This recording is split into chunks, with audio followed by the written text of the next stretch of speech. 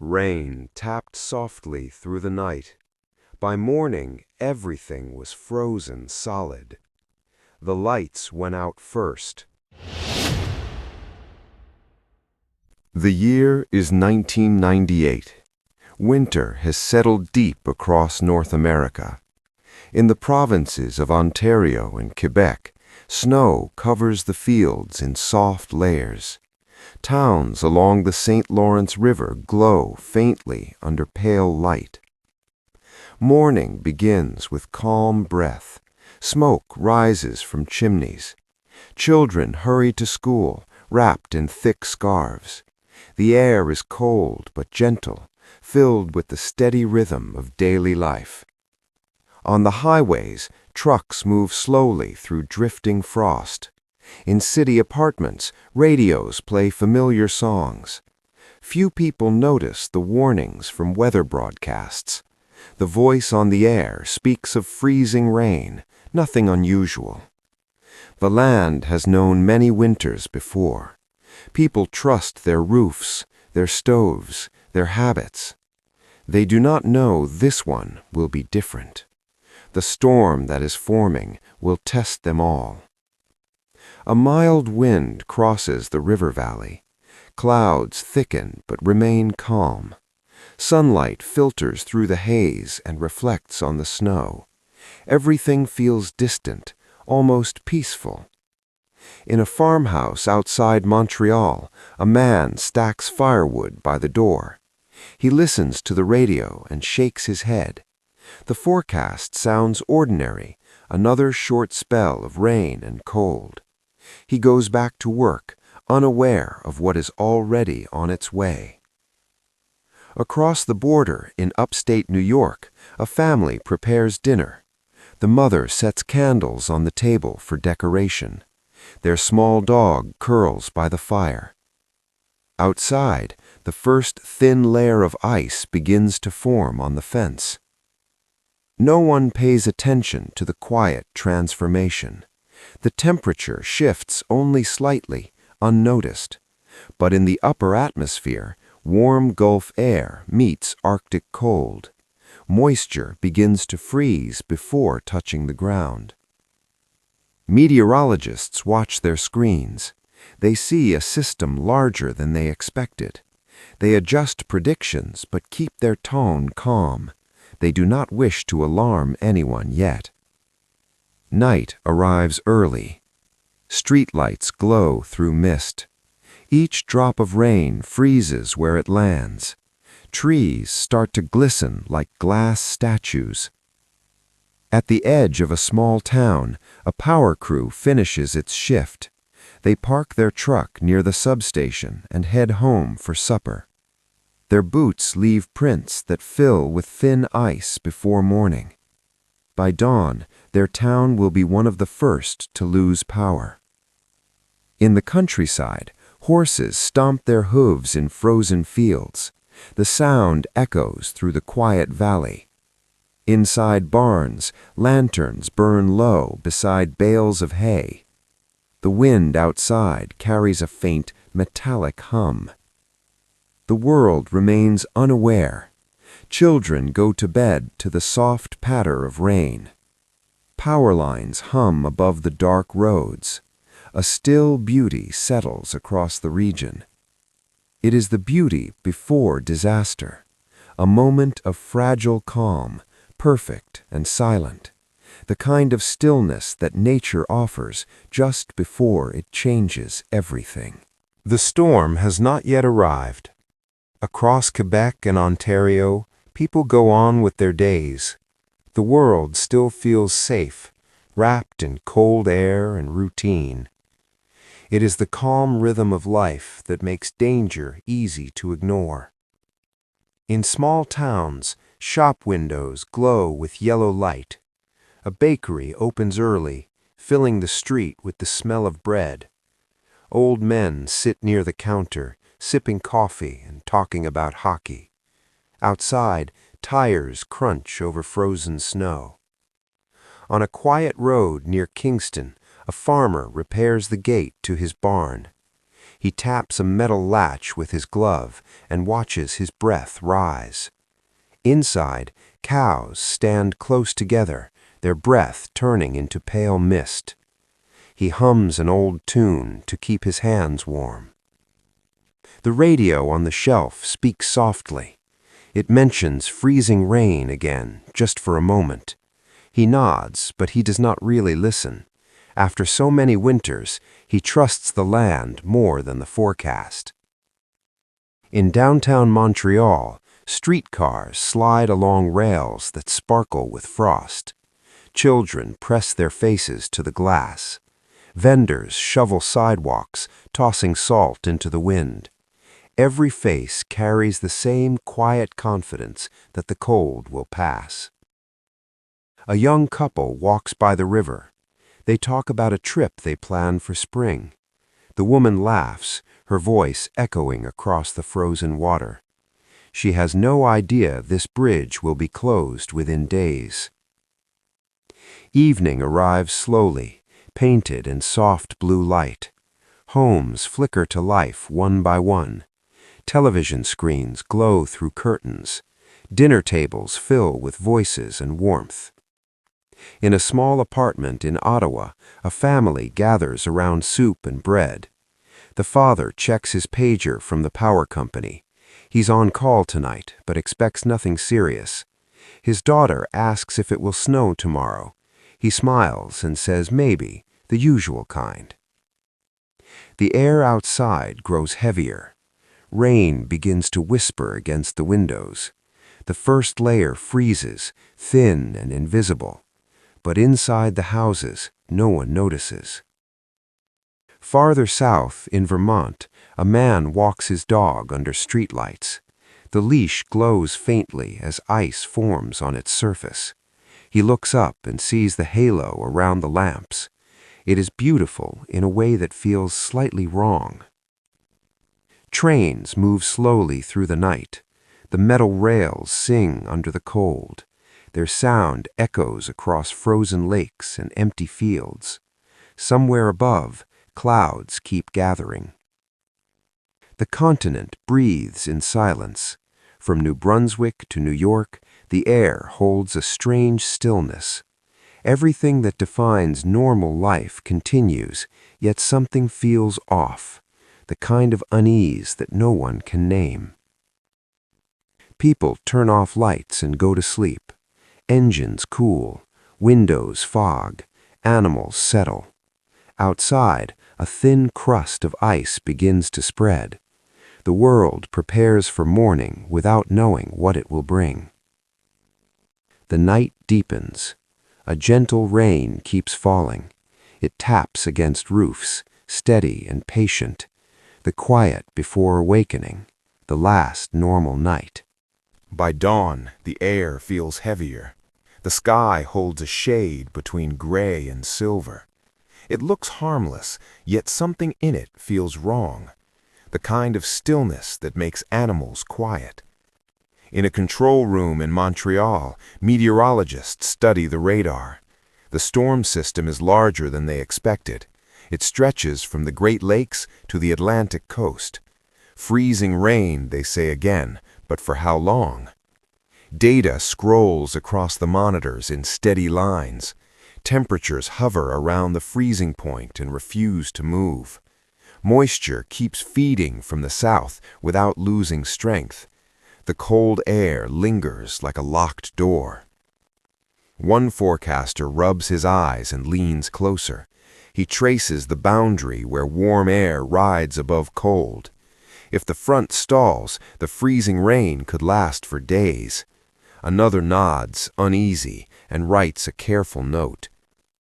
Across the border in Maine, a local station gives an update. Light freezing rain expected overnight, the announcer says. Use caution on bridges and overpasses this evening. Then the music returns as if nothing changed. In villages across Quebec, people continue their morning routines. School buses slide through intersections glazed with thin ice. Workers head toward factories and offices with practiced steps. The world still thinks this is an ordinary winter day. Yet strange sounds ripple through the forests and fields. A light wind makes trees creak under growing weight. Branches bend, but do not yet break in the cold. A shimmer coats every fence and wire like glass. By noon, power crews receive more calls than usual. Small outages blink across rural lines in scattered clusters.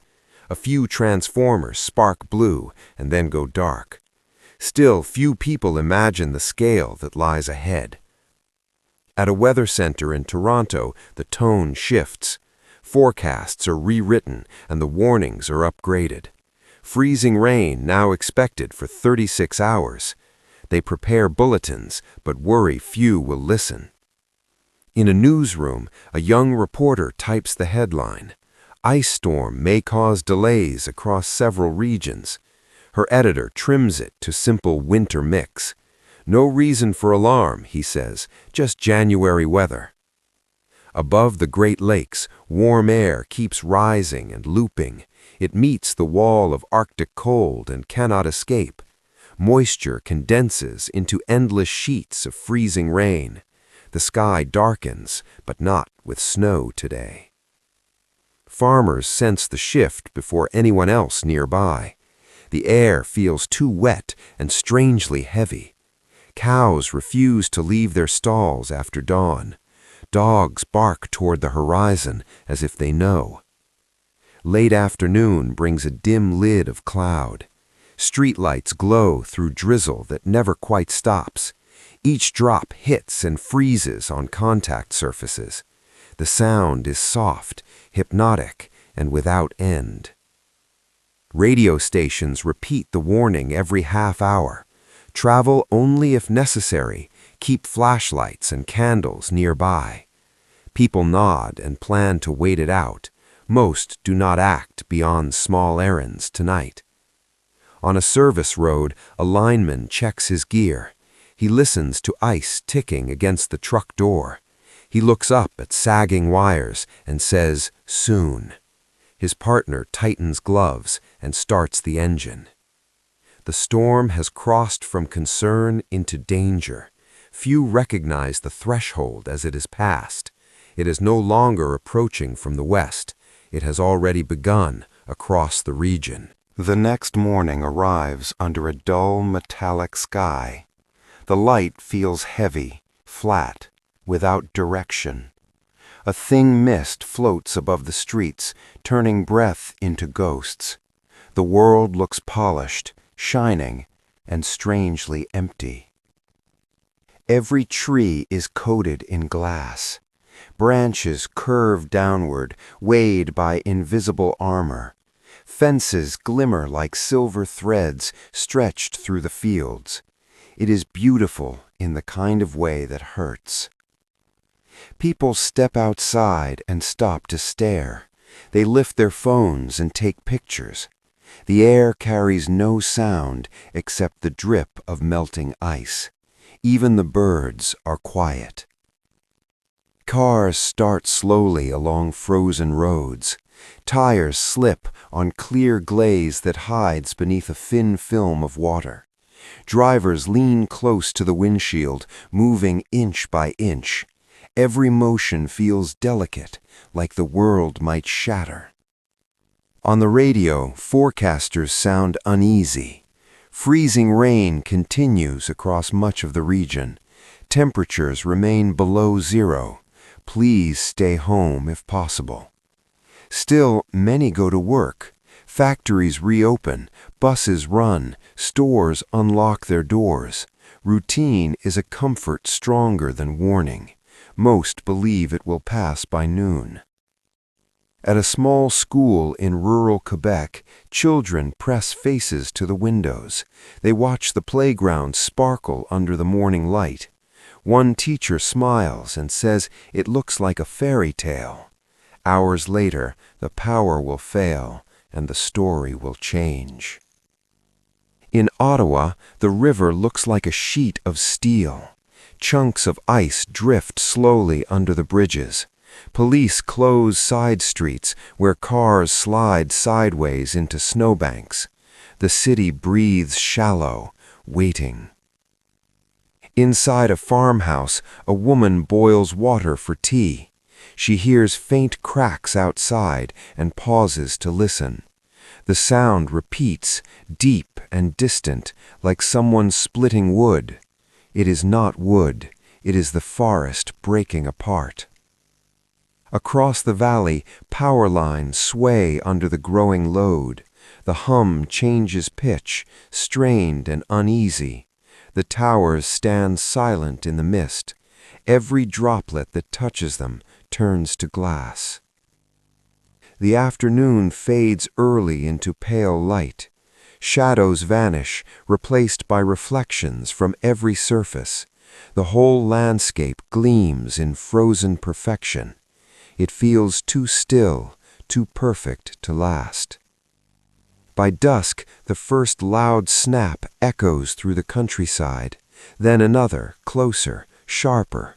Tree limbs break and crash onto frozen ground.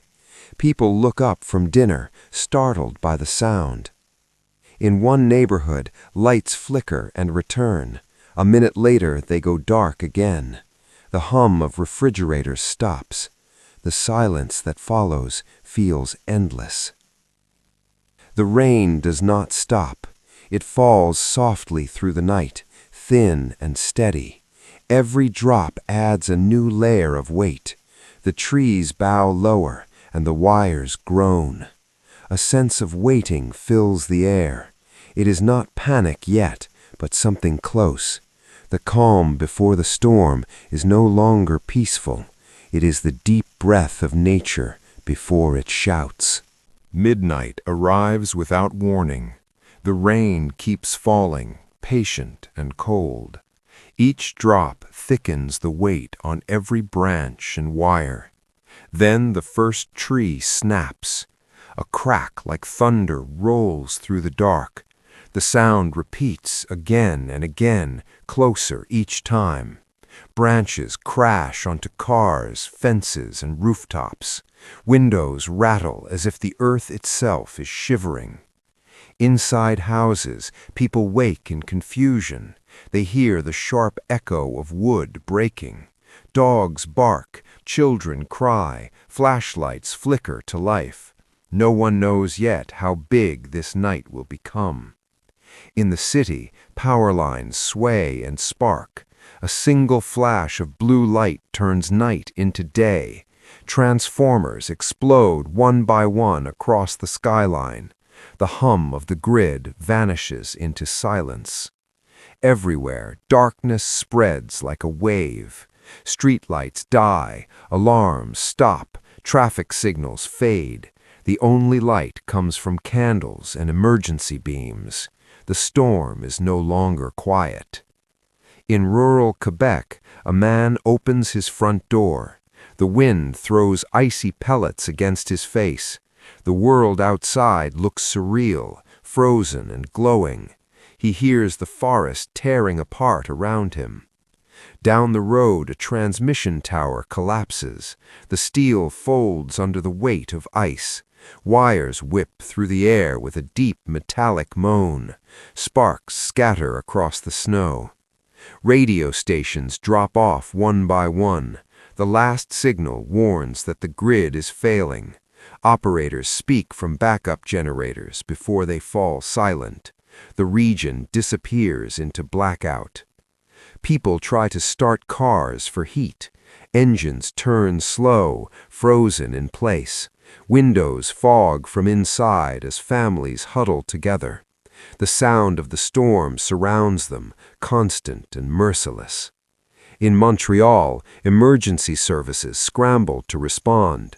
Phone lines jam, roads glaze into glass, ambulances slide sideways, fire trucks spin at intersections. The city becomes a maze of ice and sirens. At hospitals, backup generators hum to life. Doctors and nurses move through dim corridors with flashlights. The temperature inside drops each hour. They wrap patients in blankets and keep working. Above the river, bridges shimmer with frost. Cars stranded mid-span are locked in a silent procession. Headlights cut weak tunnels through the freezing air. Each vehicle glows like a ghost trapped in crystal. By dawn, millions are without power. Farms, towns, entire regions have gone dark. The landscape glows faintly under a gray sky. Everything is frozen in place. People step outside to assess the damage. They see wires on the ground, trees split open, roofs collapsed. The air smells like wet metal and smoke. Their breath hangs in the silence. For the first time, fear settles in. This is not a normal storm anymore. It is something alive, vast, and unstoppable. Nature has taken back control. The rain continues. Not a blizzard, not a flood, but something worse. A storm of ice that crushes instead of buries.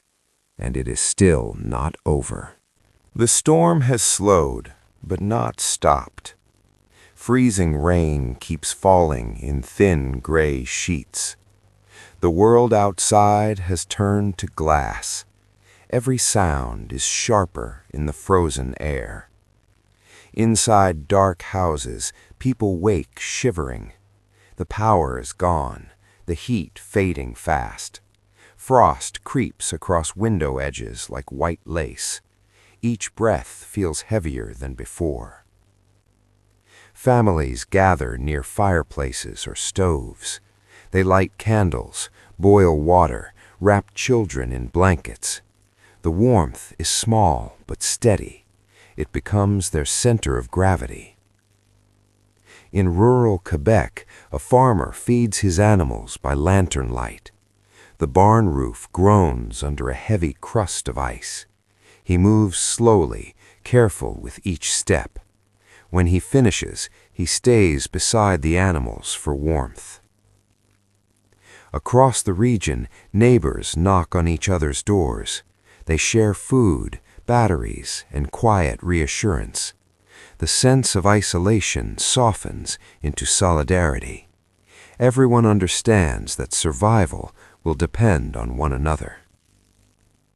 In a small apartment in Montreal, an elderly woman sits near the window. Her breath fogs the glass as she watches the frozen street. She remembers blackouts from years before, but none like this. When her neighbor brings a thermos of soup, she smiles in relief. Snow begins to mix with the rain. The ice thickens on every rooftop. Trees lean closer to the ground, groaning beneath the weight. The storm has built a cage of crystal around the towns. Firefighters move door to door, checking for people trapped inside. Their boots crack through layers of ice with each step. They call out names in the muffled streets. The only answers are the distant sounds of branches falling. In the cities, emergency shelters open inside schools and arenas. Generators roar outside, filling the air with diesel fumes. People arrive carrying blankets, pets, and small bags of food.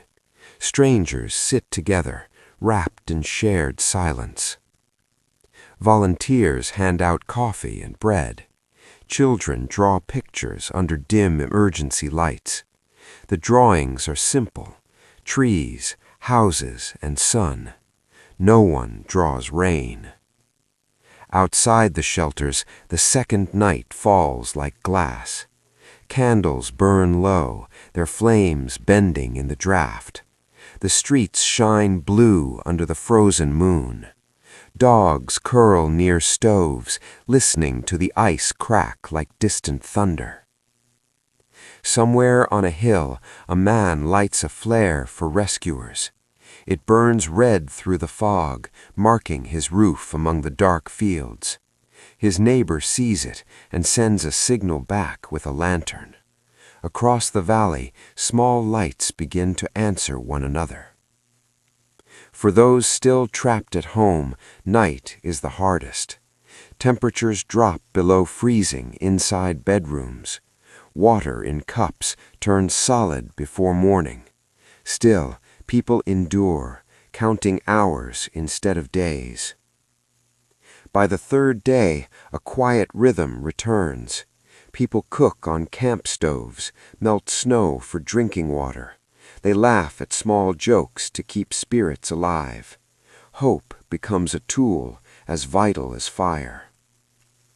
The storm begins to weaken. The rain eases, leaving silence behind. But the damage is deep, and the cold remains. The people who have endured know this is not the end. They have survived the storm's fury. Now they must survive what follows. The storm drifts away, but the silence it leaves behind feels endless. The sky turns pale blue, thin and fragile like glass. Sunlight breaks through the clouds for the first time in days. It glints off every surface, turning ruin into careful beauty. From the air, helicopters sweep across the valleys. Their blades scatter shards of ice like glittering snow. Below them, the world looks frozen in mid-motion. Roads cut through silver forests, lines lie tangled and broken. Convoys begin to move from the cities toward the worst-hit towns. Trucks loaded with food, fuel, and medicine roll along frozen highways. Soldiers and volunteers ride together, faces wrapped in scarves against the cold. The engines growl through the still air like a heartbeat returning. In small towns, relief centers open wherever roofs still stand safely. Generators rumble beside schools, arenas, and church basements through the afternoon. For the first time in days, laughter returns in short, fragile bursts. It sounds surprised, as if people are relearning how to breathe. A soldier lifts an old man from a doorway and carries him inside. The man's hands shake as he whispers thanks to the stranger. Outside, another team cuts heavy branches from a buried car.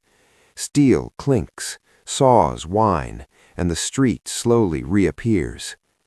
Neighbors who had never spoken now share food and blankets freely.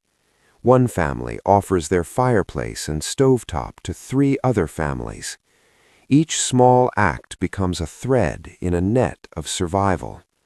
By evening, that net spans the entire town. In a shelter near Ottawa, children color pictures on cardboard sheets. They draw rescue trucks, bright suns, and welcome signs above wide doors. Crayons squeak against the rough paper in cheerful, uneven rhythms. No one draws the storm anymore, only light and open roads. Diesel fumes mix with the smell of soup, wool, and wet coats. People sleep in waves of shallow rest, then wake to help again. The sound of breathing and distant generators replaces the restless wind. Warm air gathers around the cots and lingers like hope. Rescue teams work without pause while the temperature stays below freezing. They climb onto roofs, clear chimneys, and search homes with flashlights.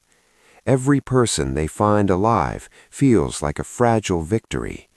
They hold the moment, nod once, and move to the next door. On the radio, voices return after long hours of static and silence. Broadcasters speak softly, almost reverent, as if inside a quiet church. They read lists of towns where power and water are restored. They tell stories of courage, kindness, and stubborn will to endure. A farmer who opened his barn to neighbors with frightened children. A nurse who walked miles through ice to reach her patients alone. A soldier who stayed behind to fix a generator by hand. Each story spreads warmth faster than any wire can carry. By the fifth day, hope begins to feel tangible and near. Ice still grips the trees, but hearts start to thaw slowly. People share not just supplies, but a quiet sense of pride. They have learned that compassion endures longer than any winter storm. Before dawn, a final helicopter lifts a patient from a farmhouse roof. The blades send a flurry of ice crystals across the yard. Neighbors wave as the aircraft rises toward the fading stars. Rescue continues, but the spirit of the region rises first. The storm ends with a long, soft sigh. Freezing rain stops above farms, towns, and river bends. Clouds drift apart across a pale winter sky. For the first time in days, sunlight touches the ice. Light reveals damage hidden under glass. Forests lie bowed and broken along the roads. Across Quebec, Ontario, and New York, silence spreads. No engines, no traffic, no steady grid hum. Only the patient drip of melting ice remains. It is the hush that follows shock and fear. People walk their streets in careful, slow steps. Boots crunch on shards of bark and crystal. The air smells of wet wood, diesel, and smoke. Their breath curls upward in narrow silver clouds. In Montreal, the skyline looks fragile and unreal. Towers wear white shells that sparkle in hard light. Power lines sag and roofs carry a creaking glaze. The city seems awake and asleep at once. At dawn, trucks push deeper into the back roads.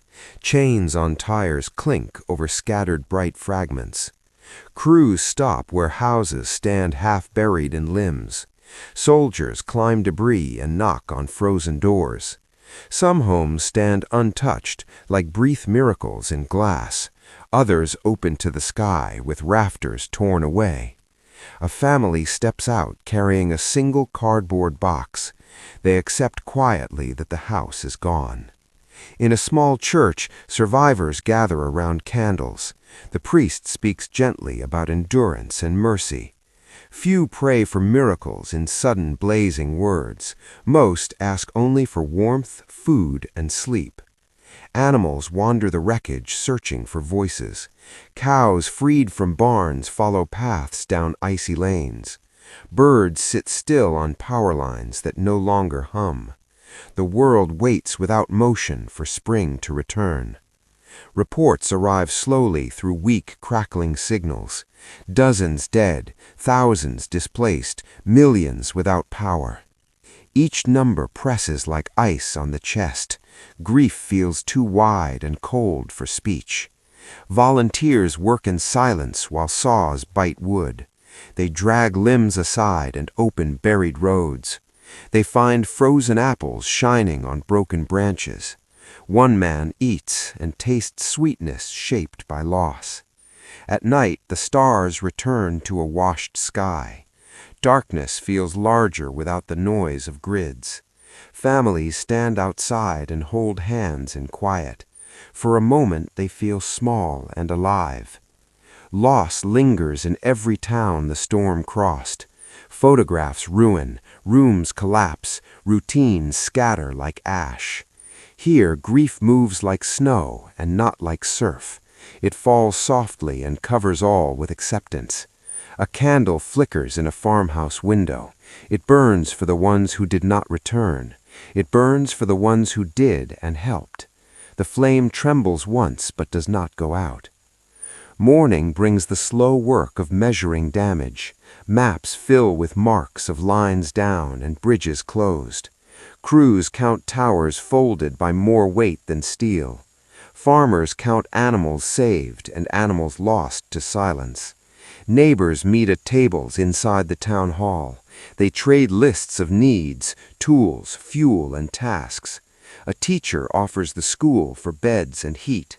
A baker offers bread while the flour still lasts. The sun sets early while the cold deepens again. Windows glow with candles that paint soft circles. People ration fuel and hold stories near their lips. Stories warm the air and steady the heart. Everything looks calmer now, but harm runs deep. The storm has ended, yet its shadow still works. It took roofs, trees, time, and gentle certainty. It leaves stillness and a shared will to rebuild. Weeks pass, and the ice begins to loosen. Sunlight grows longer, and the air feels thin again. The storm has moved into history, but not into memory. Its mark remains in every scar of broken wood and wire. People rebuild in silence. Roads open one by one under melting snow. The hum of power returns to houses that stood in darkness. Life resumes its rhythm, slower and more cautious than before. Yet stories linger in quiet corners, not the ones that make headlines or official reports. These are the stories that live in the pause after breath. They belong to the ones who endured quietly and went unseen. A farmer remembers carrying buckets of water through deep ice. He slipped a dozen times but never spilled a drop. He says it was not courage, only habit and need.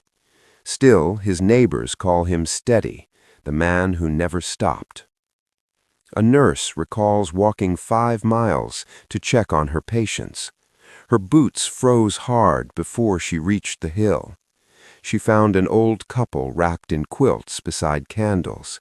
They offered her soup, and she stayed the night with them.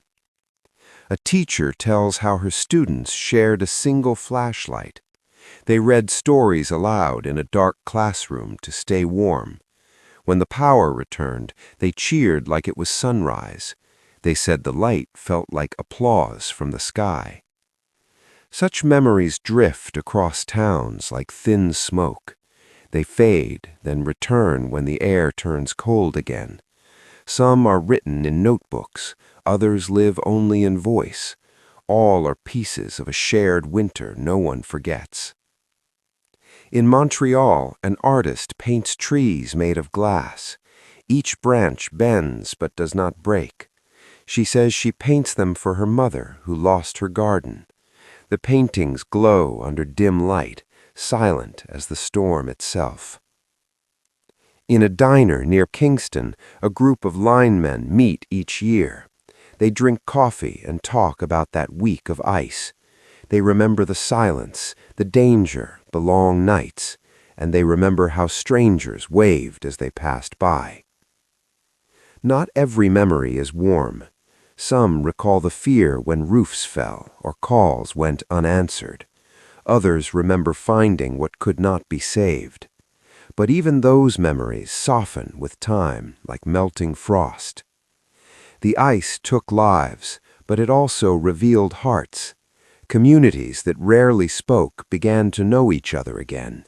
Kindness became habit long after the lights returned. People learned how fragile comfort could be and how strong care could feel. When the anniversary comes, some light candles, others stay quiet.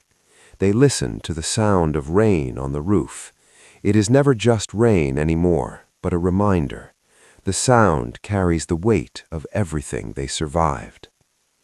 Years will pass, and many will move away. Houses will be rebuilt. Trees will grow again. But the storm will remain in the stories people tell softly, forgotten by headlines, remembered by the heart. Winter comes again to the same valleys and towns. The air is sharp but calm, and the sky clear. Children who once shivered in the dark now play outside.